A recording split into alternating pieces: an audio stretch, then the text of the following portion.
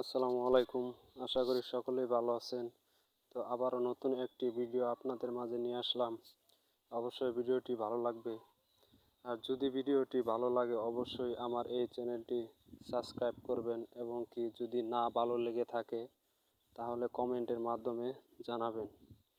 আর যদি ভালো লেগে থাকে অবশ্যই চ্যানেলটি সাবস্ক্রাইব করবেন, পাশে থাকবেন, লাইক কমেন্ট শেয়ার করবেন। ধন্যবাদ সকলকে।